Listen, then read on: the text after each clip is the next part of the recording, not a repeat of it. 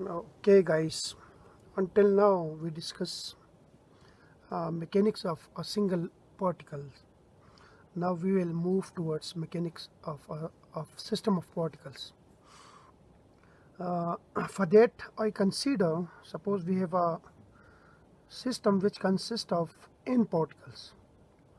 Suppose we have this system, okay, which consists of n particles. I started from, let's say, this is particle 1, this is particle 2, this is particle 3, and up to, let's say, particle n particle. This particle has mass m1, this particle has mass m2, this particle has mass m3, and let's suppose this particle has a mass mi. This is the ith particle.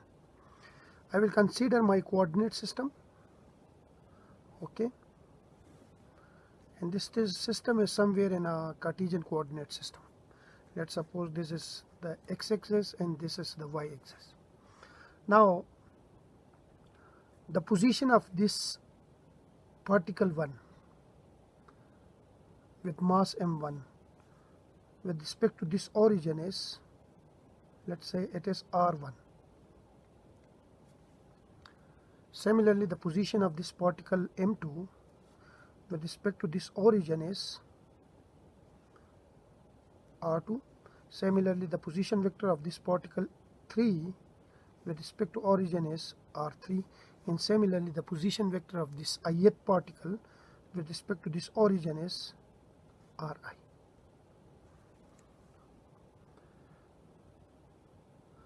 Now this is a system of particle, okay. We have n particles in this system. I can write it here. The system consists of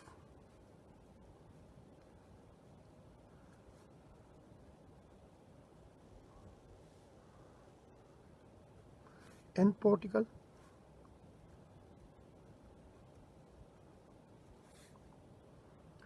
okay. Now we suppose that some external force acting on this system. Let's say this is the external force. So let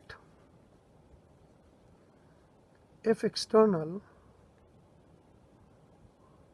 where ext and the superscript represent the external, okay, and this F is for the force. Let F external is the external force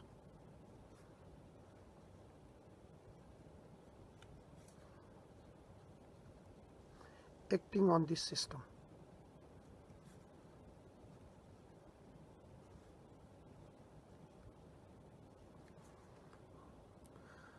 Now this is a complicated system now, but we consider the ith particle first. We start from the ith particle and then we generalize our equation for this whole system of particles. For this I consider,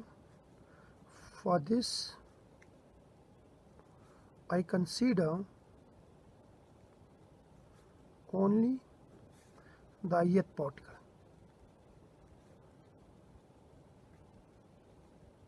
With mass mi and position vector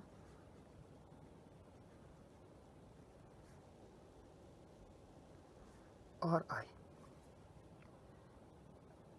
Now we know that there is an external force acting on this system. So this external force acting on this particle, it's also act on this particle, it's also act on this particle, and it also act on this particle. But apart from this external force, there is another force also acting on this particle. So overall we have two kind of forces acting on this ith particle. So there are two forces acting on this system, acting on ith particle, okay.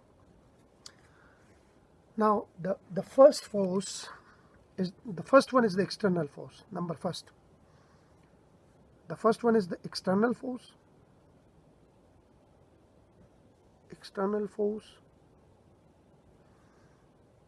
F external,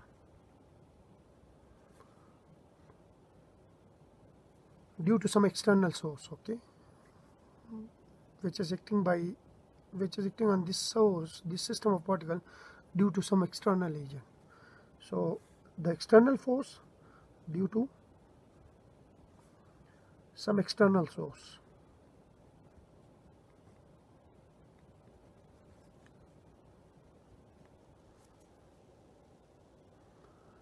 But there is another force also. That force is on this ith particle due to this particle. The first particle also interact with this one, the second particle also interact with this one, the third particle also interact with this one. It might be the gravitational force, because these are two masses, they attract each other. These are two masses, they also attract each other. These are two masses, they also attract each other. If they are charges, let's suppose if they are charges, then the forces between these m1 and m2 are due to electrostatic force also. So we can say that the second kind of force acting on this ith particle is the internal force. Internal force, which is due to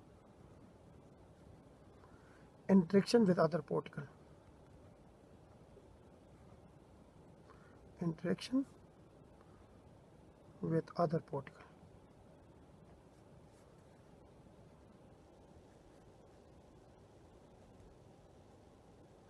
And that interaction could be gravitational force, or it could be electrostatic.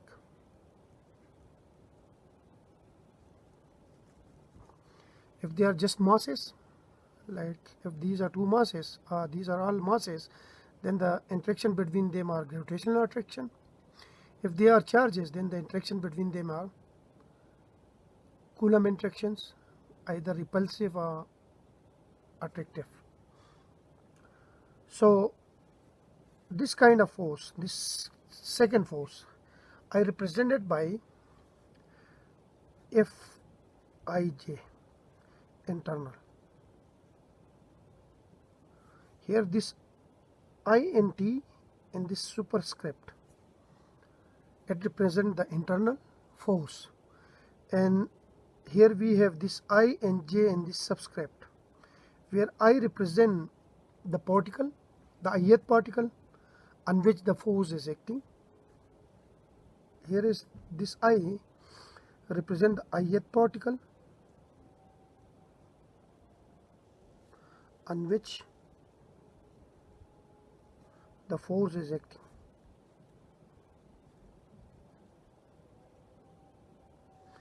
And j means the jth particle.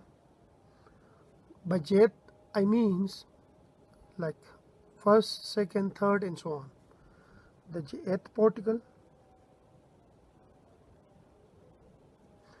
which apply force on ith particle.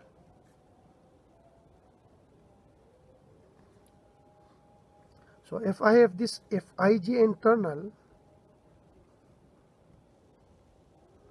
it means this is the force acting on ith particle due to jth particle. So the first indices here represent the particle on which the force is acting, while the second indices represent the particle which apply the force on the first particle. So here if Ij internal means it is the internal force, it is the interaction between ith and jth particle, but the interaction is such that jth particle apply a force on ith particle. Simply I can say that this is the internal force on ith particle due to jth particle. I can write it here. This represent the internal force on ith particle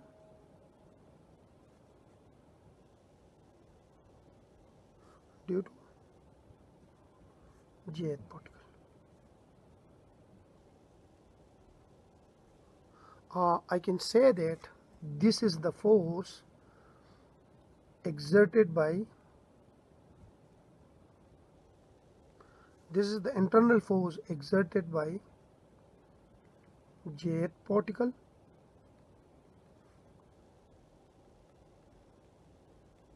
on ith particle.